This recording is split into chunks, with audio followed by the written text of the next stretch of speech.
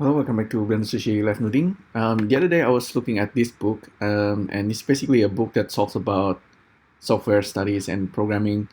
And these lines, it prints these characters randomly, and then the second line actually goes to the first line and then kind of repeating, making this kind of interesting pattern. So, in terms of programming, like uh, if you ever try the first uh, little program they teach you, normally they might actually teach you something like this, where you print hello or hello world. And however, I'm interested with this kind of pattern. This pattern like being generated by string, and in fact that it's kind of auto wrapping. If is it wrapping the whole word, it's getting this kind of uh, aligned letter. But I actually quite like it when it's a bit like this. So each letter or each character has its own space, and it's creating this kind of pattern. So I think the equivalent of pattern is actually in nodes. Perhaps if you are using shader, it's kind of like a stamping shaders or stamping texture, the same texture but kind of randomly rotated. So yeah, this is if we are using animation nodes, it's probably, if you are using just text, this is probably what you might create. So this one is actually typing the word blendful, but each one have separate space, so it's creating this kind of interesting pattern. And the fact here I'm actually turning on the text box, so we have this kind of auto wrapping happening. So yeah, this is if you're just using just text, and I'm using animation nodes. However, let's actually try some things. Um, you could argue that the equivalent of stamping objects randomly is kind of like using particles and instancing. That's actually kind of true as well, especially if you're using particles.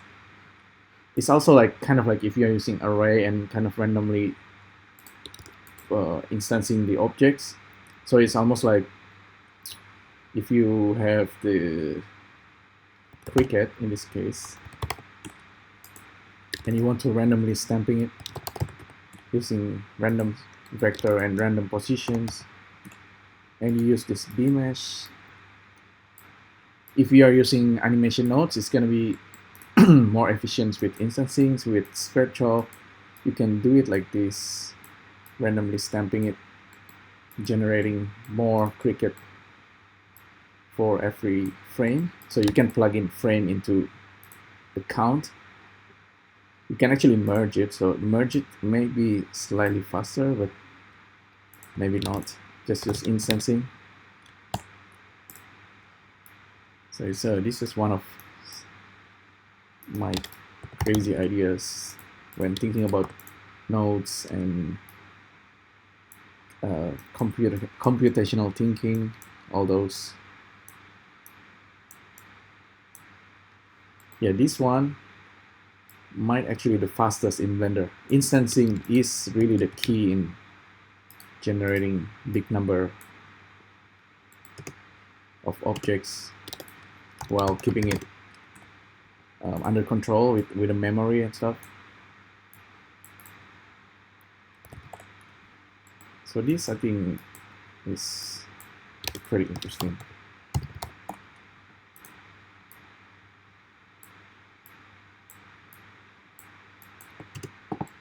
It's kind of like yeah, I think this is the equivalent of print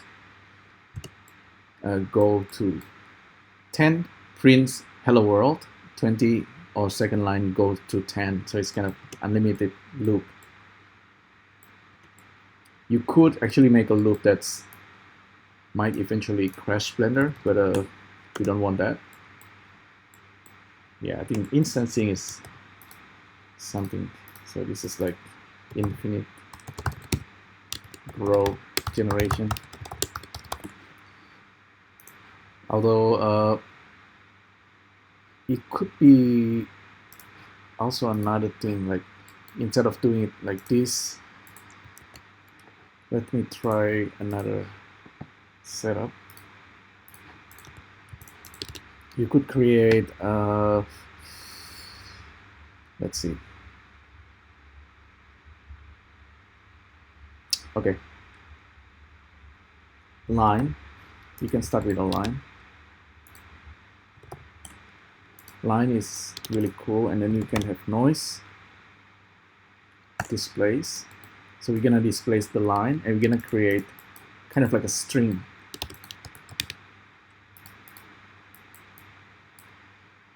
Let's delete everything. So this string will continue growing if you pick the right line instead of size. So size will give you this.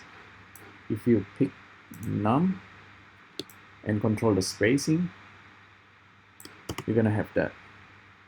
The line's gonna keep growing. There's actually another thing that's more kind of like, it makes the line kind of goes around like that.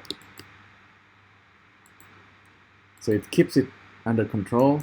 So instead of displacing the line, I'm gonna continue growing that way.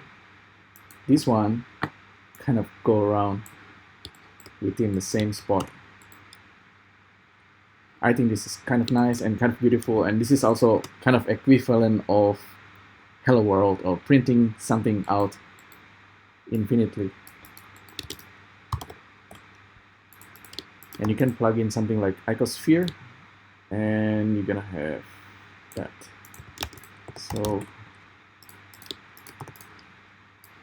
something like this.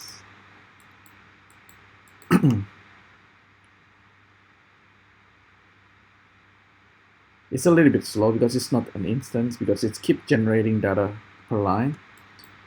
So this is another example. You can actually use something like L3 and kind of like something like generate, something that continue to generate objects over time. But I think this is kind of it.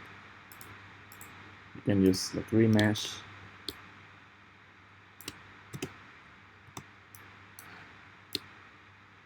Control the sampling. Yeah, I think I use this too small value and it might crash. I probably involving and so let's do one more thing. I have a lot of ideas in terms of what's the thing that kind of generate pattern infinitely, maybe like a grid. So we have in Spectral something called adaptive polygons, and this one is actually pretty cool, pretty powerful. It seems to be updated recently, something slightly different. But let's have a plane, for example.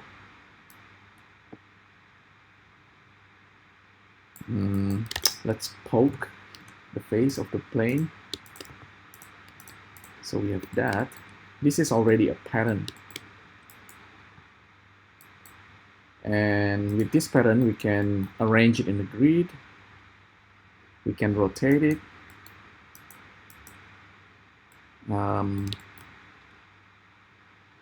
Yeah, I think we can just, there are many ways to do this, but I think adaptive polygon is one of the best, where you can use a plain grid as a recipient, and you have this guy that's going to function as a donor. And as a result, if you increase the number of this number, you have like some kind of grid. Yeah, I think this is really quite powerful. It doesn't seem like so, but it's actually, it is, because you can randomize the polygon rotations here. And currently it's rotating this donor, but we can't really see it until, so this is like random pattern generator. until we kind of maybe displace it a little bit. Displace.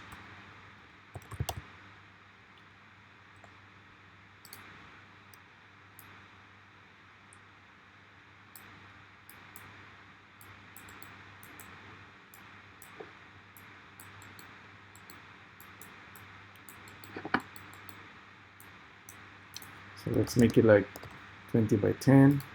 This one 20 by 10. And randomly rotate them.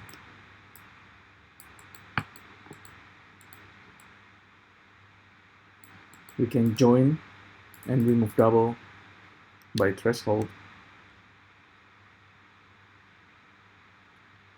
if you like.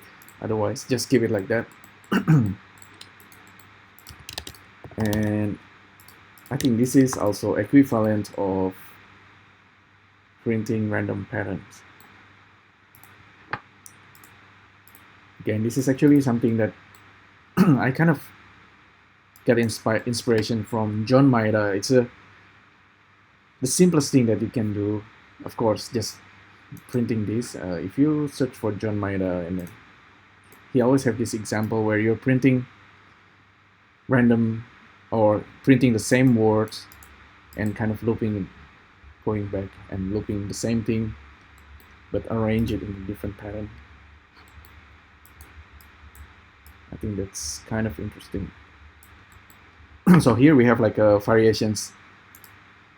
It rotates the thing, and we have the variations of the rotations, and it's also displacing this poke, but it creates this unusual pattern in 3D. Of course, we are not limited to just plane and poke face. We can actually go really crazy with this. Always displace. Maybe it does not displace in the z-axis. Keep it flat. Or displace it a little bit. So we have a pattern of some sort. And you can randomize. Yeah, so yeah, I think that's equivalent of print hello world in nodes. Alright, so that's pretty much the talk for today. Thanks again for tuning in, and I'll see you next time. Thank you. Bye.